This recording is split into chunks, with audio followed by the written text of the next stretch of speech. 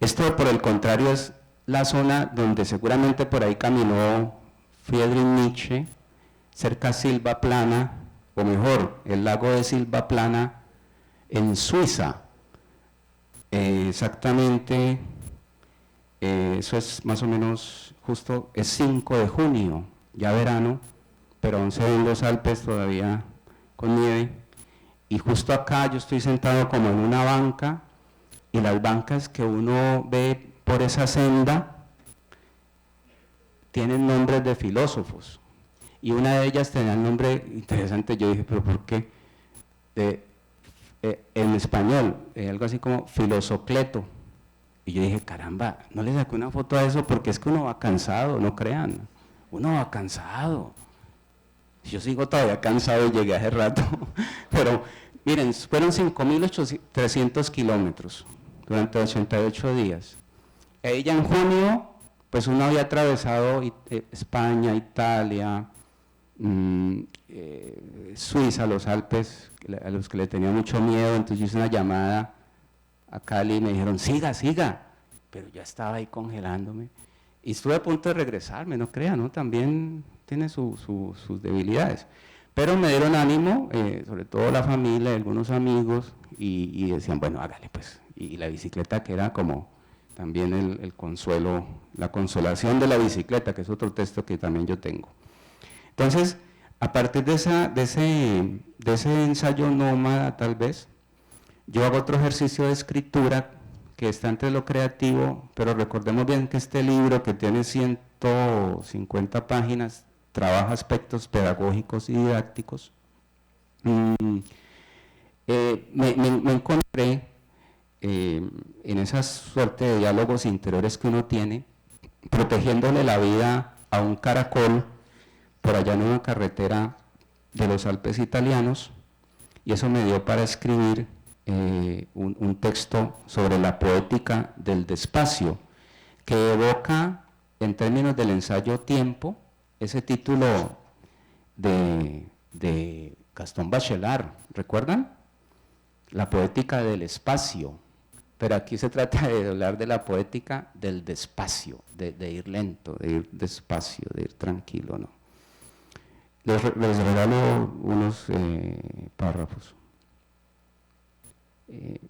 Porque es en la poética del despacio que la temporalidad humana encuentra tregua, como en el caminar, forma pedestre de la vida bicicleteable.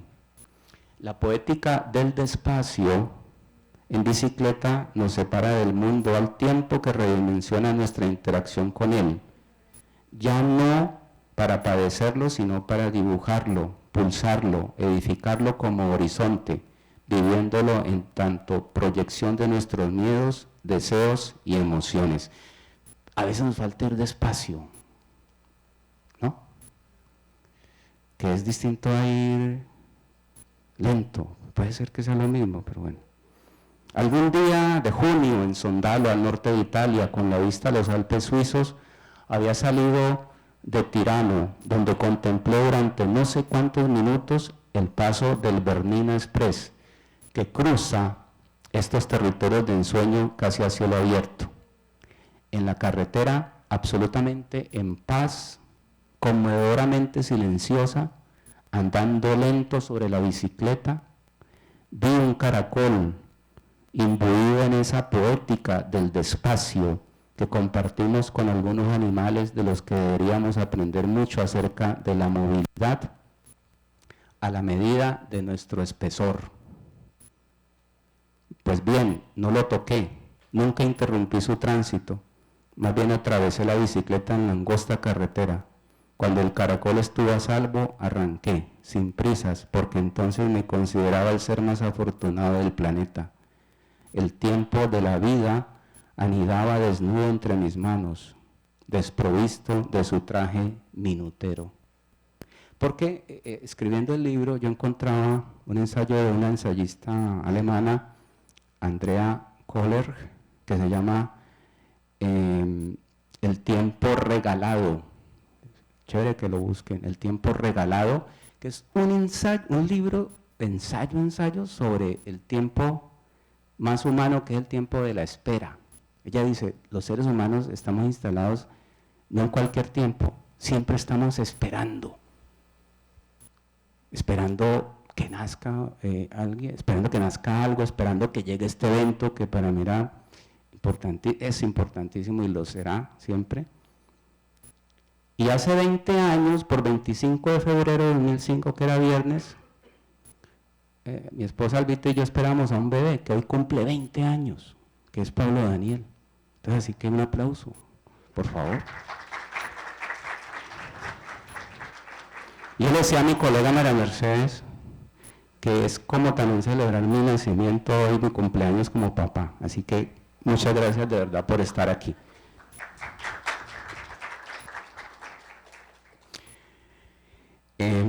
Entonces esa es la poética del despacio. Y creo que va a ser el penúltimo texto tal vez, que fue el que más me costó porque cerrando el libro vuelve a la genética, al ADN del archensayo, que son aforismos. Y entonces aquí en 15 pequeños textos, que no leeré todos, leeré 2 o 3, yo hablo del famoso souvenir que todos tenemos en casa, ¿cierto? O lo que los franceses llaman souvenir, pero españolizado es souvenir o el recuerdo de viaje. Entonces yo ese texto lo titulo Ires y souvenirs. Esquirlas sobre el recuerdo de viaje. Esquirlas es otro modo de llamar a los aforismos. Algunos los llamaron viñetas, ¿no? Otros han hablado de la miscelánea, porque son textos que son uno muy corto, otro, lo que llama Ricardo Piglia las formas breves, ¿no? O el género mixto, el salpicón, la miscelánea, que es muy del castellano. El primero es este. En la antigüedad, los ostraca, con K, eran trozos de cerámica provistos de inscripciones minúsculas. Su etimología evoca las ideas de concha o de fragmento.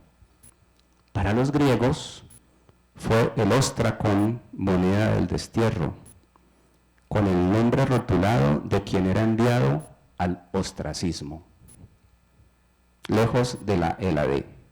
El souvenir da cuenta del lugar que fragmentariamente se destierra para arraigar en el mostrador de los recuerdos hasta que un accidente, un golpe de mano, un descuido lo destruye o desaparece cuando es desterrado por otros desterrados como él. En última, el souvenir es un desterrado más de turista a turista, ¿no? La nevera, heladera, frigorífico, freezer, no es otra cosa que un objeto que sirve en la mayoría de los hogares para la exhibición de souvenirs. Es útil en la preservación de alimentos y en días de escasez jamás la desampara una solitaria jarra de agua. Alguien le pide a su amante en trance de viaje costero que le traiga el mar. Obediente, el viajero regresa con su metonimia oceánica dentro de una diminuta botella plástica. Al cabo de unos días, el mar del souvenir es agua putrefacta, vertida entonces por el sifón del lavaplatos. Agua tragada luego por un río que va a encontrarse con el mar, que es el morir. ¿En qué piensa el souvenir cuando ocupa sitio en su destierro? Anhela el regresar al quieto trajín del mirar, la vacilación y el manoseo del turista. De pronto, la postal que representa al hombrecillo del semáforo de Berlín, ataviado con su traje verde, cae al suelo. No es el viento. Y termino. 3 migraciones del souvenir transnacional. El lugar, el monumento o la reliquia migran a países donde una mano migrante los transforma en souvenirs y así retornan al sitio de partida donde manos migrantes lo compran con el fin de exhibirlos en la jaula del recuerdo. Y recuerdo, a propósito, como Marcel Duchamp, el famoso pintor, escultor y el que lleva el urinario y la rueda de bicicleta, iba para Nueva York en 1919 y un amigo le dice, tráeme algo de París. Él dice, bueno, llevémosle algo de París. Y tal vez era contemporáneo de los que venden ahora en Medellín, Aire de Medellín. Porque Marcel Duchamp dice, va a una droguería, una botica en París, le dice al farmacéutico que le venda un remedio, estalla esa ampolleta y la vacía y llega a Nueva York y le dice, te traigo Aire de París. Ese es un souvenir. Pero fíjese, o en Medellín venden Aire en Medellín. No sé a qué olerá, entonces a chorizo con... bandeja paisa, exacto. Y el último, a souvenir regalado no se le mira el precio. Y a veces más vale souvenir en mano que 100 lugares no visitados volando.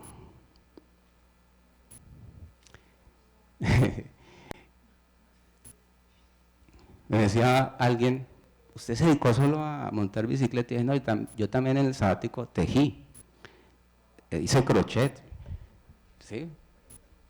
Y ahí está la mascota, el capibara, que después hizo famoso, ¿no? De capibara, ese disco, pero eso es mucho antes, y ahí está justo en la nieve suiza.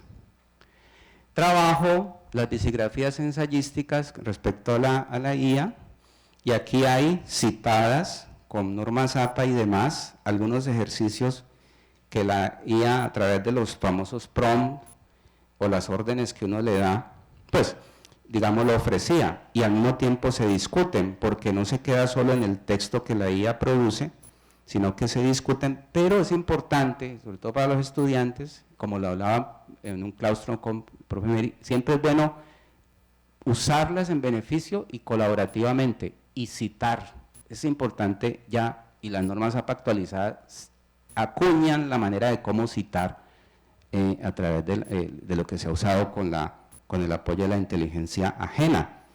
Y para esto la referencia a nuestra lengua sigue siendo Jorge Carrión, en un libro que se llama Los campos electromagnéticos, y también recomiendo una entrevista que se puede leer en internet, que se titula Marco Polo de la literatura algorítmica, porque allí es interesante ver cómo él se acerca a esto de la escritura, que prácticamente hoy todavía vemos con ojos difíciles. Yo le decía esta mañana en clase a los estudiantes de teoría, escritura e investigación, que aquí en la universidad se conservaban los ficheros de las consultas de cartulina con todas las huellas dactilares de miles de estudiantes que han consultado, por ejemplo, el libro Dostoyevsky, Fyodor, los hermanos Karamazov.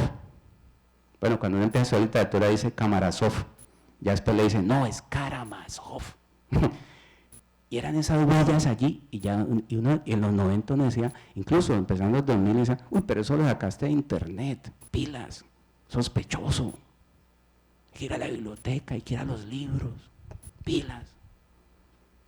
Y después alguien dijo, los libros van a morir, y no, los libros no murieron, se potencializaron, y están esos distintos frentes de trabajo que uno bien puede incorporar, entre ellos esto que estamos viendo todavía con ojos muy sospechosos, pero que pues ya nos tocó ya la puerta, ¿no?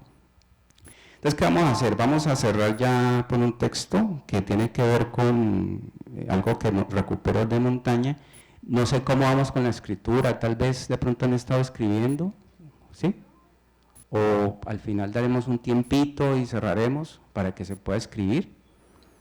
Y enseguida sí, entonces yo les digo que el libro cierra con una propuesta de talleres, un poco a partir de lo cual hemos hecho este encuentro entre conferencia y taller, y sí les pido que tengan muy en cuenta el cierre de lo que es la investigación, y con eso yo creo que vamos cerrando, parece, sí.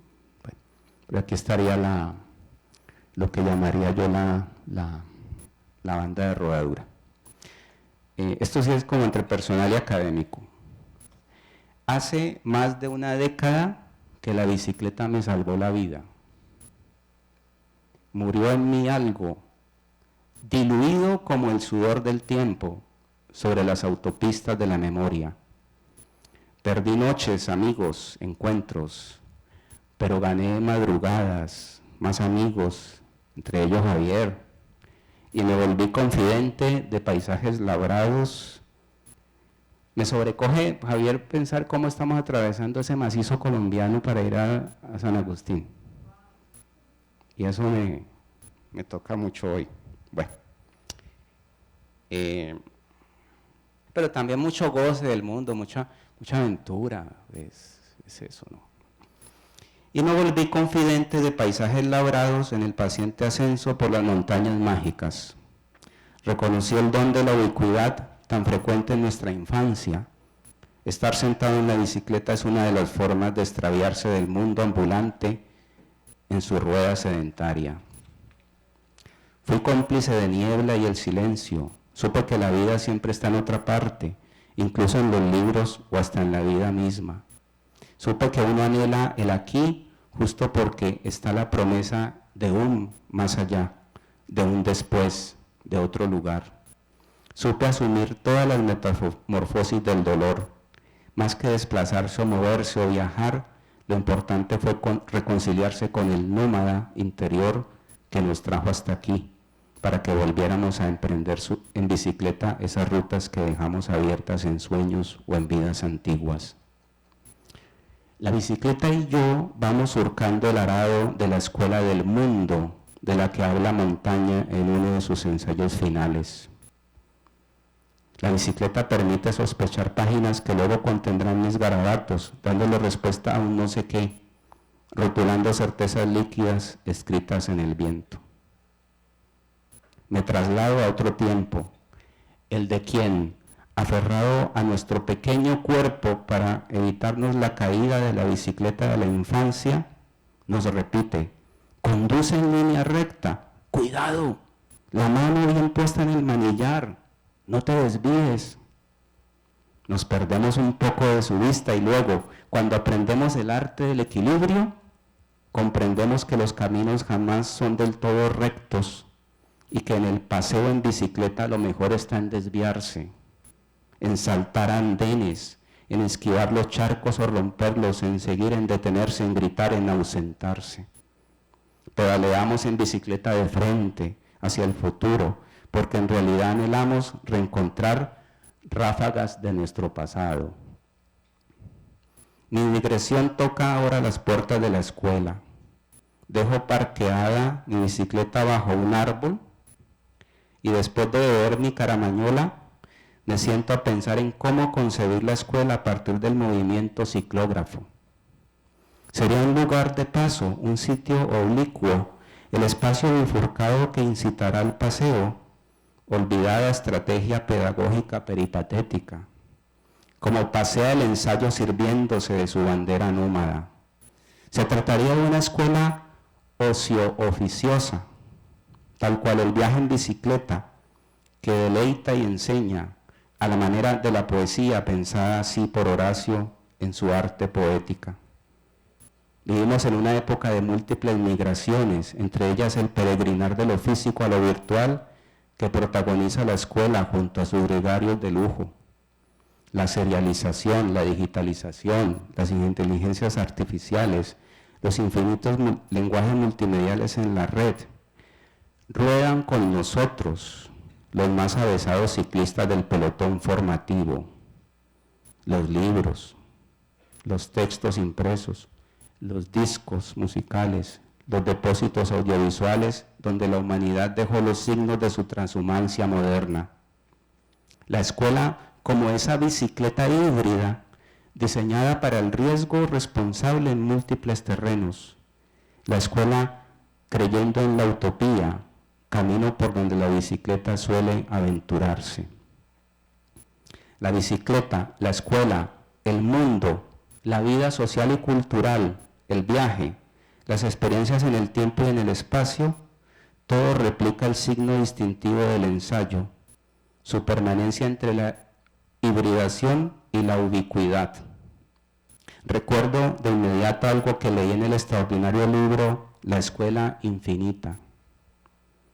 Cito, son un grupo de cubanos, ahora mostraré en las referencias, que dicen, la metáfora del viaje no es el problema, sino la de la linealidad, la del viaje en línea recta, además de la metáfora de los muros, que sirve para comprender la delimitación de esos espacios físicos, pero también la segmentación del qué no hacer o del qué hacer, del con quiénes reunirnos o no, como espacio domesticador.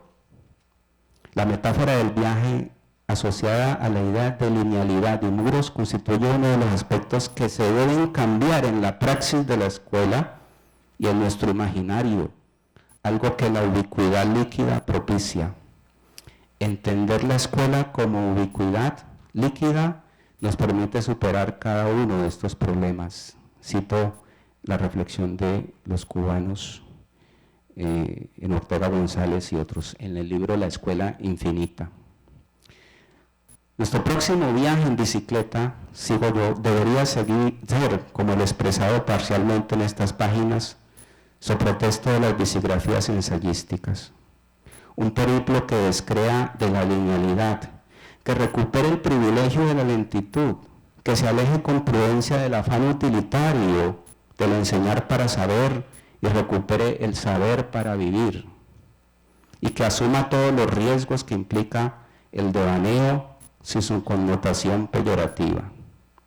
Es por esto por lo que me atrevo a pensar en la bicicleta no solo como una fábrica de paisajes interiores, sino también como un taller migrante, bien amoblado, liviano, atado a la tierra y sin embargo tan flotante, dispuesto en su andadura a habitar el tránsito perpetuo de esa escuela del mundo. Y con esto les doy las gracias por estar aquí.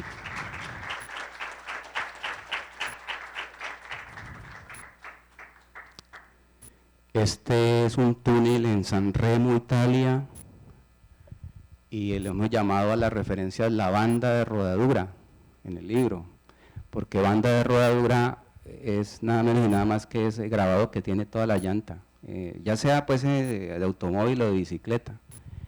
Y es como yo un poco en un pie de página pongo que es como la huella escrita de la bicicleta, ¿no?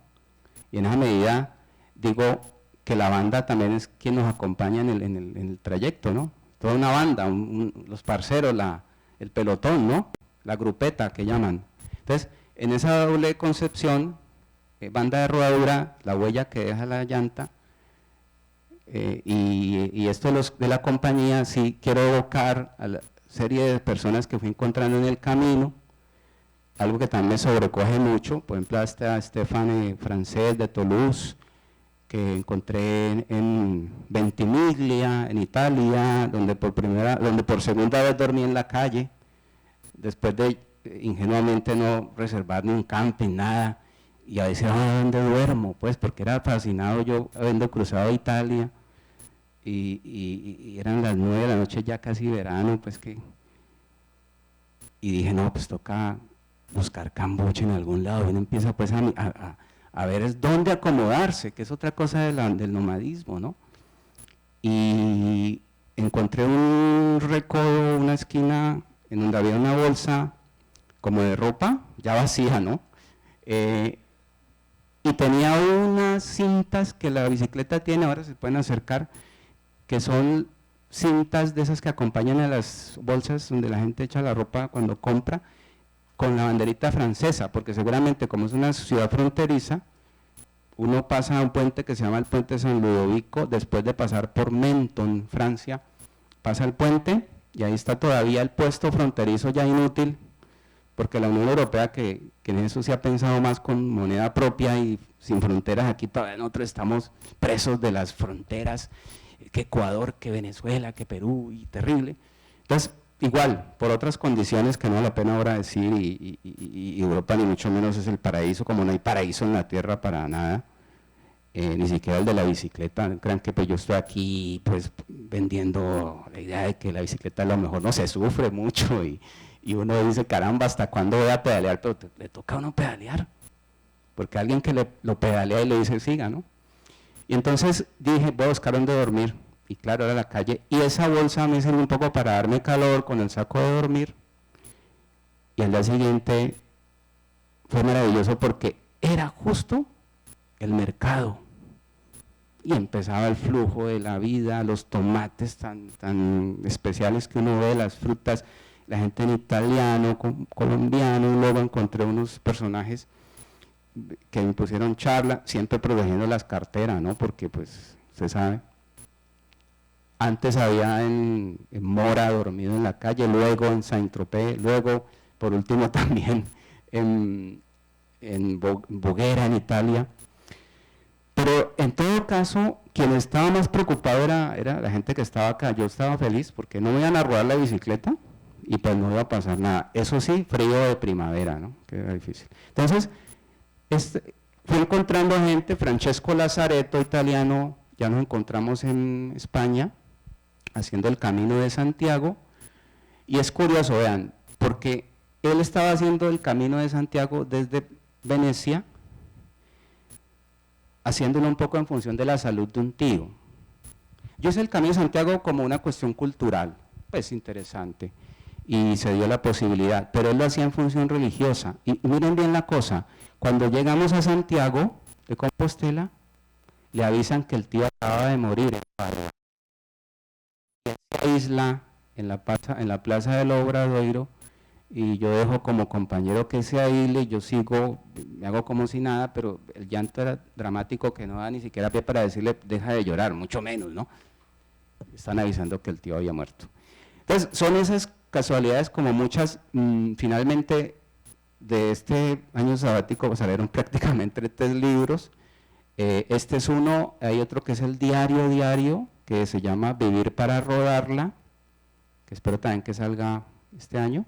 Y hay otros aforismos que tienen más bien con el correr, lo que llaman running y también el rodar, a propósito pues de un hombre que pues es profe y llega a los 50 años. ¿Qué recomiendo pues para los interesados? Este libro de Gozo es espectacular, de la filósofa española Azahara Alonso, Siempre Bartes.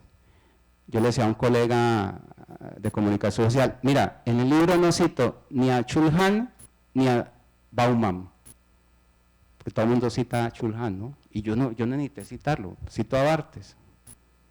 ¿Para qué va a citar a Chulhan si ya estoy citando a Bartes? Entonces, por ejemplo, es eso. Benjamin, con otro libro clave, está Pasolini, otro libro perdido en el tiempo, que nos puede dar la pauta para mirar lo del deporte y la literatura.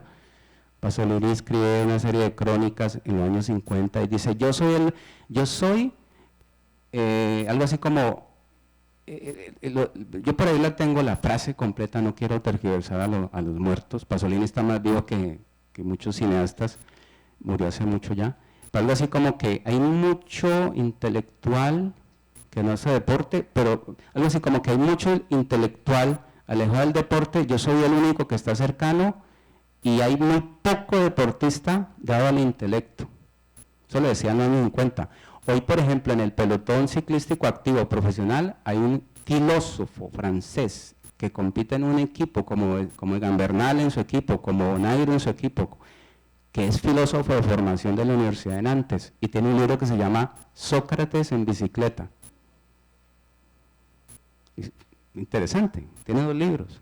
Filósofo de formación, como el profesor que nos acompaña hoy, ¿cierto? Gracias, profe, también por venir. Es filósofo de formación y escribe sobre el ciclismo, sobre Heidegger, Nietzsche. Puede ser, ustedes pueden dirán, no, pasa lo mismo que con RU, pero es que RU le dijo a Andrés López que le escribía su autobiografía para pues, vender. Nuestro queridísimo RU. Bueno. Y aparecen otros autores. Beatriz Arlo tiene un libro maravilloso que se llama Viajes. Ella explica esa noción del salto de programa en el viaje. Y es interesante ver cómo Beatriz Arlo, que falleció hace poco, ensayista argentina, en el prólogo ella dice, yo me preparé durante mucho tiempo para ir a Austria, a encontrarme con una construcción del arquitecto Otto Wagner. Y el salto de programa es decir, lo inesperado que sucede en todo viaje, a menos que uno vaya pues con el plan todo incluido y lo acomoden a esta hora aquí, y lo lleven en bus acá, y le digan este es el hotel, y le pongan una nevera llena de cosas, y uno a las 2 horas está con el estómago vuelto nada. Lo que llaman la venganza de Moctezuma, ¿no? En México. ¿Y sabe cuál fue el salto del programa de Sarlo, joven? Y es que, como ese edificio había sido, creo que religioso, y ahora alojaba en un hospital psiquiátrico, ella salió, después de hacer las fotos, no se hacían fotos mucho, y dice que el salto del programa fue que ella sintió que se le acercaba alguien por detrás, la tocó, y era un enfermo mental, que llamamos enfermo mental, ¿no? O loquito, pues, como quieramos llamarlo. Pues sintió la mano de él allí, la miró, ella lo miró. Ese fue el salto. Eso no estaba en su itinerario, pero surgió.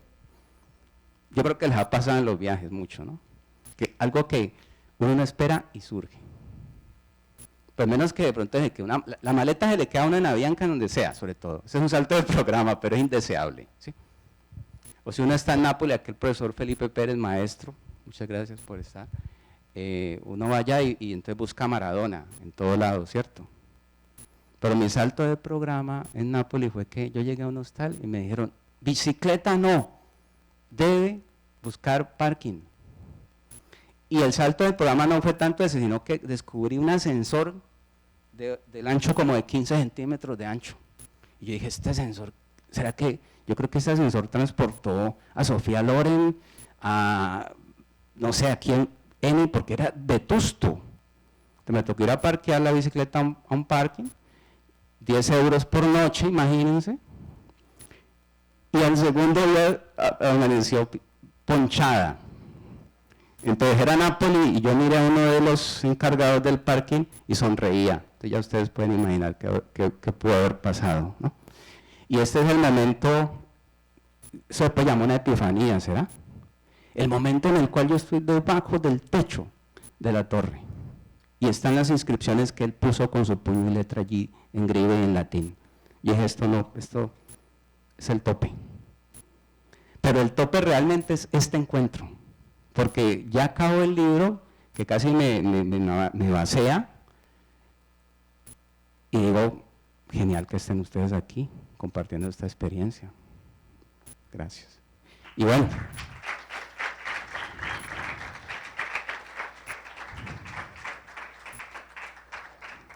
Estoy en Cienpozuelos con José Luis, que me ha acompañado casi que desde Madrid, un amigo en el camino, un ángel guardián. Un compañero. Un saludo para Colombia. Un saludo a Colombia. Pronto le tenéis de vuelta, entero. Así es. Otras, bueno, y mi pregunta va basada un poco más a lo de, también se podría convertir en un poco de crónica todo este tipo de ensayos, más allá de los aforismos a los que pues nos vemos un poco como arraigados para llevar más allá de este tema de dar a conocer como todas estas cuestiones de lo que nos puede estar pasando, lo que nos rodea. La verdad es que en la primera tipología hablamos de ensayo crónica, porque realmente no la inventamos desde acá, sino que surge de una tipología que da un mexicano, José Luis Martínez, en la antología de ensayo mexicano, quizá la más completa, antes de otra que se llama El estilo es la idea, de Alberto Paredes, y en esa él ofrece 10 tipologías posibles. Entre ellos habla del ensayo poemático, del ensayo de interpretación, y el ensayo crónica vincula ese espíritu tanto de la anécdota o la vivencia, la acción, como de la reflexión. Entonces, siempre partimos, para el caso de esa práctica textual, de la recuperación de una anécdota, y ahí está la dimensión ficcional del ensayo. Por eso en el libro hay un ensayo ficción que es la bicicleta hablando. Entonces, primero que dice, soy la bicicleta, el yo de la bicicleta. Y habla de la aventura y demás. En consecuencia, es también Montaña el que nos enseña a ensayar de ese modo, porque Montaña en muchos sentidos abre ensayos con sus anécdotas, con su vida, de la enfermedad, del dolor, de la familia, de la educación de los hijos, de muchos temas. Y en otros momentos de una entra a pensar, ¿no? apoyado en una tradición que es la tradición grecolatina, y también la tradición poética, porque ese es otro asunto un poco olvidado, y es que a Montaño le influye sobre todo la poesía que él está leyendo de su tiempo, como también el hecho de que de dónde saca sus libros, pues gran parte son heredados de un amigo que él tuvo, que muere en una peste negra de la que escapó Montaña, como si fuera VIP, porque Montaña tenía relaciones con el poder, pero sí, efectivamente da la posibilidad para pensar el mundo, porque la ficción ayuda a pensar el mundo, también la argumentación, y pensar el mundo en el ensayo es también pensarlo como acción y como pensamiento, como idea, ¿no? Perdón, como idea.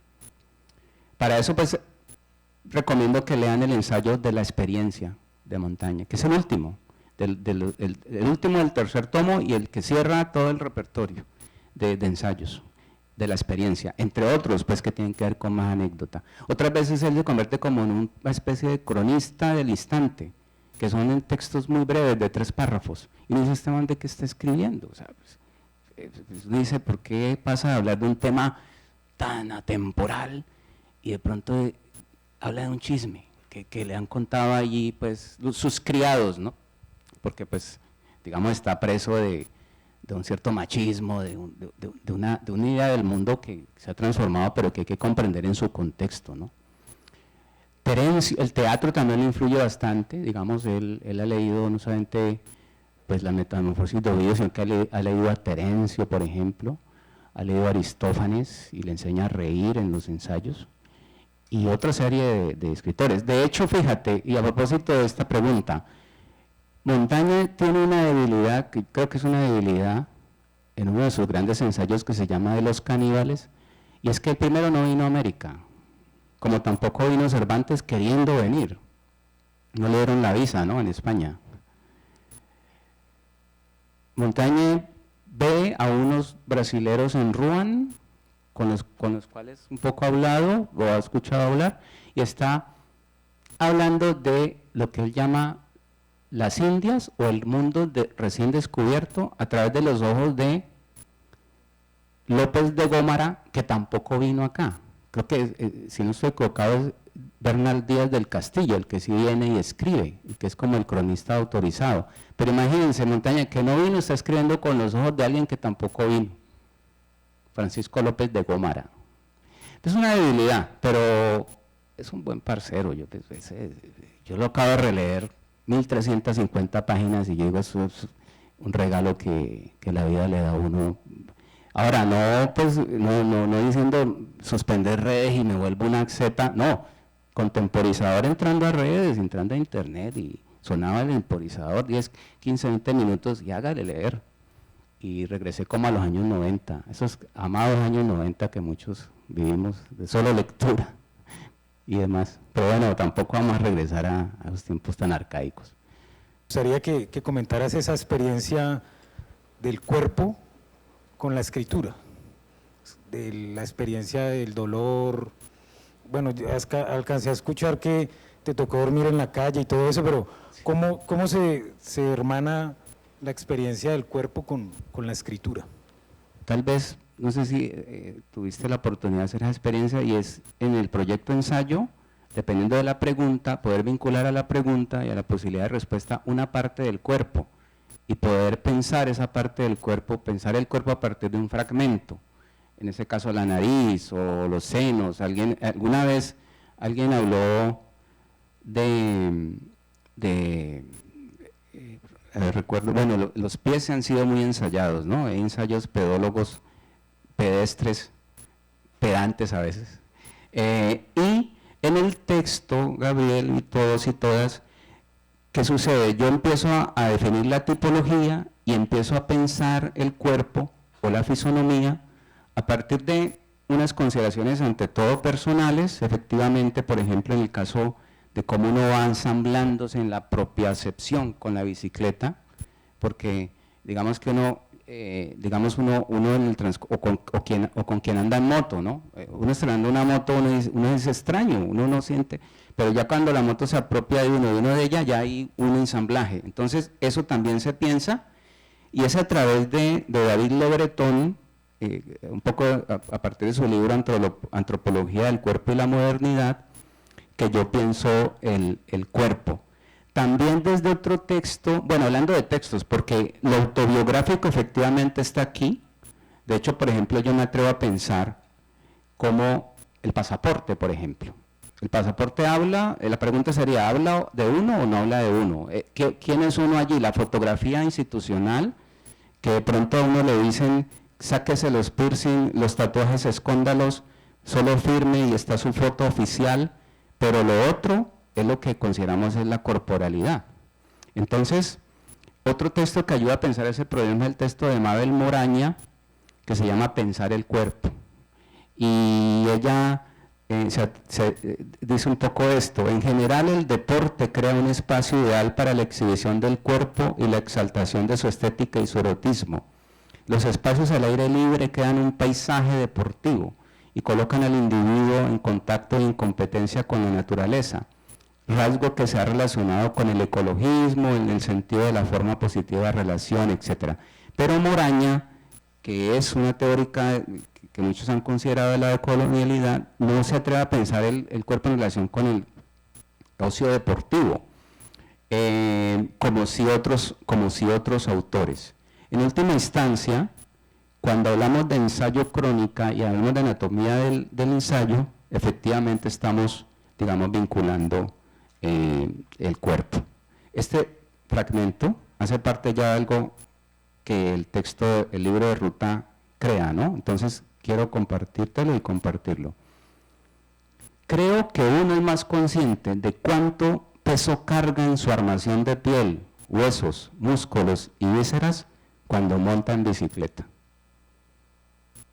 Alguna vez alguien me dijo en carretera, bueno, no fue Javier, ¿no? Pero esto me lo dijo otra persona. Uno debería tener la opción de mandar las partes más pesadas del cuerpo por un servicio de correo al lugar de llegada y mientras tanto seguir en la bicicleta solo con lo esencial, las manos y las piernas. Pero como entiendo ahora, en ese momento reímos, dejamos de hablar duro y continuamos con todo el fardo humano a cuestas. Uno no pedalea solo con las piernas ni sostiene el manillar con las manos solamente. Hacen falta una cabeza atenta, una espalda fuerte del cuello a la cadera, un trasero resiliente y unos oídos despiertos. En última instancia, un culo que aguante. Cuando no hay una mirada omniabarcante para conducir de un modo óptimo cualquier bicicleta, tal vez el vehículo más vulnerable de todos los que circulan en la carretera. Si bien manos, piernas y traseros son como las pinzas de cangrejo que nos atan a nuestra noble máquina y por eso sobresalen, realmente para su buen o menos preocupante desempeño el cuerpo del ciclista depende más del funcionamiento de otras partes invisibles: cerebro, corazón, pulmones, estómago y vejiga. Desde luego que los seres humanos podemos rodar en bicicleta, previas adaptaciones tecnológicas, desprovistos de manos y o de piernas, pero sin el funcionamiento sincrónico de aquellas partes ocultas que componen la maquinaria interna de nuestro reloj fisiológico, cualquier psicotravesía devendrá en suplicio, cuando no en retorcijones que anuncian otras alaracas viscerales. Bueno, mi pregunta es muy sencilla, pues yo también me manejo, monto la bicicleta y muchas veces pues la bicicleta es en ese momento, espacio en el que le surgen a uno las grandes ideas o uno confronta las ideas literarias que tiene. Me gustaría saber cuál fue esa lección mientras estabas pedaleando en decir, bueno, esto me parece mejor, esto no. ¿Cuál fue ese proceso o qué pensabas recurrentemente en la medida de tu trabajo para relacionarlo mientras andabas en la bicicleta? Yo he concebido la bicicleta como mi primera oficina, ¿no? O sea, y la ocio-oficina. Entonces, cuando uno, por aquello de integrarse al equipo de las endorfinas y de ese cuento semioquímico que hay allí, pues una cosa de que la bicicleta se puede convertir en un laboratorio. Obviamente yo digo, los oídos del ciclista, perdón, los espejos retrovisores del ciclista son los oídos. Yo no consigo que alguien vaya atado a unos audífonos en bicicleta, te digo. O sea, hace poco pasó que yo, oye, abre. Y cuando reacciona, cuando no, que alguien estaba trotando y se le cayó la cartera por plena Roosevelt, trotando. Y yo me bajé del carro, pues la alcancé, y cuando se asustó y dijo, gracias. ¿A qué voy? A que de todas maneras uno es un sujeto absolutamente pensante y centrado, y la bicicleta, como tiene un centro físico, cuando uno dice, Javier dice, se falló el centro. Fallar el centro es ese, el que llaman el bottom break, ¿no? Y uno dice, eso lo centra uno para incluso la vida, es una lección de equilibrio, el famoso arte del equilibrio. Entonces, para trazar itinerarios, yo dije, bueno, ¿hacia dónde voy? Entonces yo dije, es Europa, pero no es esa Europa idealizada, pero también, si me preguntas cómo yo entré a definir el destino, yo recordaba un libro que recomiendo, un ensayo de George Steiner que se llama Idea de Europa, y cómo Steiner con 3 ideas define no por qué Europa tiene que ser andada en bicicleta, porque no sé si Steiner anduvo en bicicleta, pero sí define el asunto clave de la cultura del café que surge en Europa, el congregarse en un café, y más aún, Steiner dice, el hecho de que Europa sea definitivamente caminable, transitable, paseable, y se remonta a la zona andina. Nuestra zona andina exige muchísimo a los cicloviajeros, y por eso yo considero esos cicloviajeros europeos que vienen y de otras partes del mundo que atraviesan Ecuador, Perú, van hasta Argentina como unos super requete contra mega héroes, porque esa montaña andina realmente no se ha hecho para andar en bicicleta.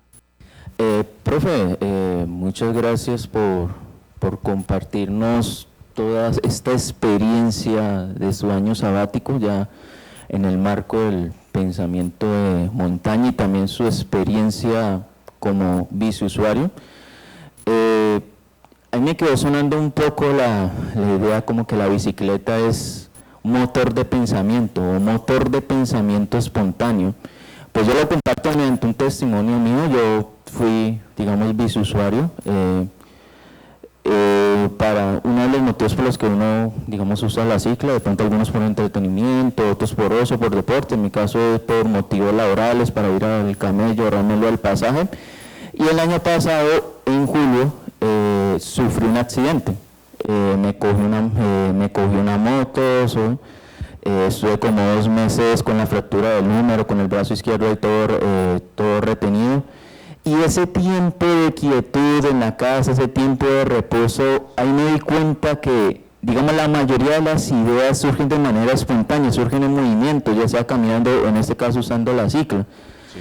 Entonces, y otra cosa que le quiero preguntar, profe, esa parte de habitar la ciudad como biciusuario, y si en esa parte tiene razón usted, manejar bicicleta en Cali, eso es una odisea, porque toca, más que habitar, cohabitar con otros actores, los carros, las motos, las busetas, que incluso no respetan como los espacios que se han venido delimitando para las bicicletas, incluso son espacios imaginarios.